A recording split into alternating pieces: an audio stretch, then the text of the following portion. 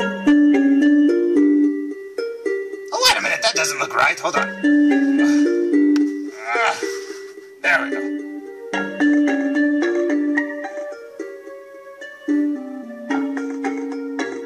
Okay, is this thing on?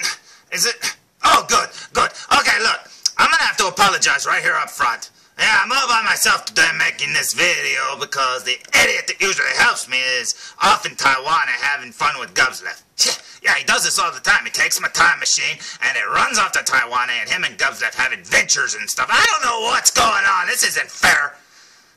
But anyway, I was sitting here bored and I was like playing with some of my toys and I thought, hey, I'll check and see if anybody posted any like comments on my latest video for the Plants vs. Zombies Garden Warfare action figures. And guess what? Felzbug posted one, and so I had to make this video, and I didn't want to wait for that idiot to get back, so, you know, sorry Felzbug, this won't be the greatest video in the world, but hey, I'm trying. But anyway, Felzbug said the following. Now, Felzbug wrote the following after my Plants vs. Zombies action figure thing, and he said, I loved playing the original Plants vs. Zombies game. Oh wow, look, he's got two eyes there. Zombies game. I hope you'll review the other figures. Oh crap, I already opened them. Oh man. See, look, they're totally open. Holy cow. But that's okay. I'll just put them back in the package and let you see the review. What do you say? Now, before we begin, let's talk about the first Plants vs. Zombies. I love it. This is one of my favorite games of all time. Now, obviously, this is zombie bowling, but that's okay. I just wanted to show them walking around. Now, I really like the game a lot. I love the character design and everything, so of course I'm going to want action figures on them. But one of the things that's cool about the game is you can actually create a zombatar. And the zombatar that I created, looks a little like this. So yeah, I mean, can you blame me? Look at that handsome looking guy. That's awesome, right? Anyway, let's get to the review, shall we? Shortly after the first game came out, they came out with these action figures, which I freaked out when I saw. I was very happy to find these. But these new ones blow the little ones away because these are this size. So those are the old ones right there. There's the new ones. Holy cow, they're way bigger. So yeah, you can't really use these old ones with the new ones unless you're making like a 3D display where they're like really far away. But the little plants should still work. I mean, why not? I mean, you can have all different sizes of plants. But anyway, let's get to the review, shall we? So first up, you will find the Plants vs. Zombies Garden Warfare. This is the Engineer Zombie and Chomper. Yeah, these look amazing. And honestly, like I said, these figures are so cool in the package. And once you open them, you can find out that they've got a lot more articulation than you thought they would. Now, this one doesn't have nearly as much articulation as the smaller, skinnier figures, but that's because he's big and fat and his arms don't kind of like lay down at his side and stuff like that. But anyway, there he is looking pretty cool. Now let's look at the back of the package. Now, the back of the package on all of the figures is exactly the same. So there you go. It looks exactly the same. Now, I did notice one difference on the back of the package. Now, like I said, I haven't found the football players on me, but I did notice one thing different about one of these figures, and I will show that off in a second. So, let's get to the other figure, shall we? Next up is the Scientist Zombie, yeah, with Gatling Pea, which still sounds like a medical problem, but anyway, there he is looking very cool. Now, the difference that I found is with this figure. Now, if you look at his face here, and then you look on the back of the package over here, you'll notice that it looks a little different. That's right, his goggles are missing. He's got the strap still on the back of his head there, but his goggles apparently are off. And that's why I couldn't wait to open them, Felzbug. I had to find out if his goggles come off. So, I say we in the mystery and open them! Does it have to be human? Does it have to be mine? Where am I supposed to get it? Missy Mo. Feed me all night long. Sorry, I had to. Anyway, first up in the review is the Engineer Zombie and Chomper, looking very cool. Now, like I said, The fatter character here does not have as much articulation. He's got the same articulation, it's just that he's so big that a lot of it, like his arms won't lay flat next to him and stuff like that, but they do go out like this. So now he's dancing like Thriller, and felzbug is probably freaking out right now because he's so afraid that zombies are going to kidnap him and make him dance like Thriller. But anyway, like I said, he does have the articulation there, and he does have a ball-jointed head, but yeah, his neck is so small, and his head is so big, and his body is so big that it really doesn't have the same range of movement as the littler ones. But anyway, hey, now the Chomper here does have a ball-jointed head, and it does kind of spin around like this. So he can't do a lot, but it can spin his head.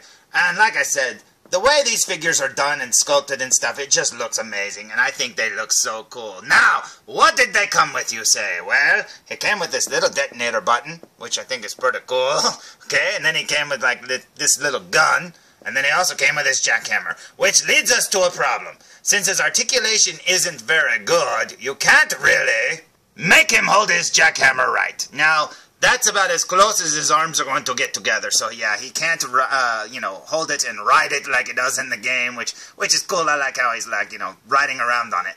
But yeah, so let's see what he looks like with all of his pieces put on, shall we? So there he is holding his jackhammer and his detonator, and his gun is clipped to his leg. There's a little tiny clip there, and mine was bent when I first got it out of the package, but you can bend it right back. But yeah, I think this looks very cool. Now, I wish he had a little bit more articulation, but you know what? Honestly, I'm happy with what articulation these guys have. Now, let's look at him up close, shall we? Okay, I hope nobody's drinking every time I say the word shall we, because apparently I've said it like 35,000 times in this video alone. Usually I don't say it that many times, but that's what happens when you're all by yourself and you're trying to make a video by yourself. You'll notice that his pencil and his helmet is nailed to his head. I think that's awesome. I don't know why, I just think that is so cute.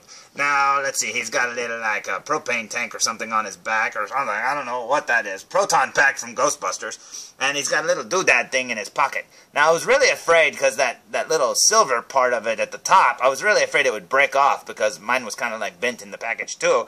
And, yeah, it's pliable. It will move around a little bit. Now, as you can see, he's not holding his jackhammer from me moving him around because his hand isn't really made to really hold these things. He's got kind of a little claw hand. He doesn't really hold onto it very tight. So, yeah, you will knock stuff out. And same with the little gun thing. Yeah, you'll notice the gun's not even in the holster anymore because it fell out too.